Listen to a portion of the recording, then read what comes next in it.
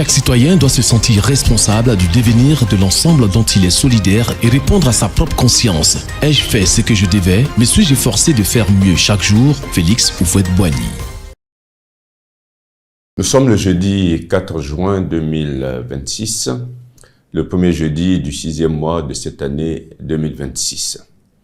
Le Centre international pour le développement du droit, CIDD, et ses partenaires vous adressent leurs chaleureuses salutations et vous remercie de nouveau pour l'intérêt accordé à notre programme Civisme, Développement, Paix. Nous remercions particulièrement les avocats du barreau de Côte d'Ivoire qui reçoivent nos émissions sur leur plateforme. Nous continuons à évoquer avec vous quelques mots qui minent la vie en communauté. Nous avons parlé, vous en souvenez très bien, de l'hypocrisie, du mensonge et de la trahison. Et dans les deux dernières émissions, nous avons parlé de l'injustice.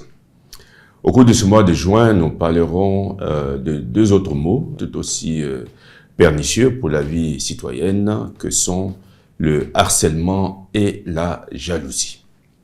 Nous commençons par le harcèlement. Comment peut-on le définir?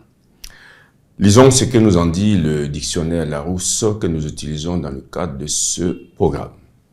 Le harcèlement y est défini comme l'action de harceler, synonyme de persécution. Et le verbe harceler, il y a deux acceptions qui sont les suivantes. Soumettre à des attaques incessantes, dans ce sens on dit les guerrieros harcèlent les troupes de l'armée régulière, synonyme là de talonner, de traquer.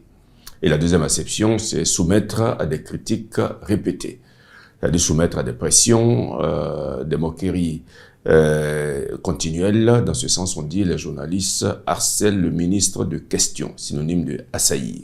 Ou encore son supérieur hiérarchique la harcelait, synonyme de persécuter et de tourmenter.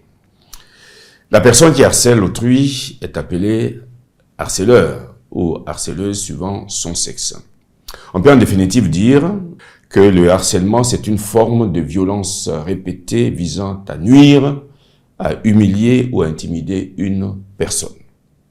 Quels en sont les types? On en distingue généralement 6. Il y a 6 formes de harcèlement qui sont distinguées. La première forme, c'est le harcèlement verbal, qui consiste en des insultes, en des moqueries, en des menaces ou en des humiliations infligées à la victime. La deuxième forme, c'est le harcèlement physique, qui consiste en des coups, des bousculades, des brimades ou même des vols.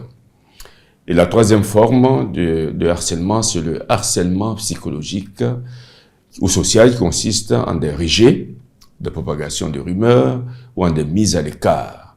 Il se manifeste ce harcèlement aussi par des conduites visant à discréditer une personne au moyen de fausses allégations. Et la quatrième forme de harcèlement, c'est le harcèlement moral, qui consiste en des agissements malveillants répétés qu'une personne fait subir à son subordonné ou à un collègue en vue de dégrader ses conditions de travail ou de déstabiliser la personne ou encore de porter atteinte à son état de santé. La cinquième forme de harcèlement, c'est le harcèlement sexuel, qui est le fait d'abuser de l'autorité que confère une fonction pour obtenir d'une autre personne une faveur de nature sexuelle. Et puis la dernière forme de harcèlement, c'est le cyberharcèlement, qui consiste en une intimidation en ligne via des messages haineux, des photos volées ou la création de faux profils. Le harcèlement, quelle qu'en soit la forme, se subit en divers milieux. En famille, au travail, au sport, à l'école, dans l'administration, dans l'entreprise, etc., etc. Quelles en sont les conséquences? Les conséquences du harcèlement sur la victime sont très, très importantes. Le harcèlement entraîne chez ces personnes une très grande souffrance, pouvant se traduire par une perte de confiance en soi, par de l'anxiété, par des troubles du sommeil ou des troubles alimentaires, par un isolement, une détresse morale, un refus d'aller à l'école concernant les enfants ou un refus d'aller au travail, et l'émergence même d'idées suicidaires, pour ne citer que ces conséquences-là. Que doit-on faire alors? Eh bien, chacun doit à son niveau éviter soigneusement de se ranger dans le rang des harceleurs. Et à cet égard, il est important, et très important, d'appeler les personnes qui exercent une autorité quelconque sur autrui à exercer dignement cette autorité et à se garder de l'utiliser pour harceler les personnes qui leur sont soumises. Honte à ces personnes indignes de la charge qui leur a été confiée, qui se livrent à de telles bassesses. Et il est important de préciser aussi que honte aux personnes qui utilisent leurs fonctions pour obtenir des faveurs sexuelles des personnes qui leur sont subordonnées. La deuxième chose à faire, c'est de dénoncer les faits de harcèlement aux autorités de police ou de gendarmerie et aux autorités judiciaires, le harcèlement étant dans la plupart des pays érigé en infraction pénale. Et aussi dénoncer les faits de harcèlement là où ils existent, aux numéros d'urgence et aussi aux plateformes, si elles existent, d'écoute pour ce type de phénomène. Et enfin, il faut demander de l'aide aux associations de défense contre le harcèlement, si elles existent, pour y faire face.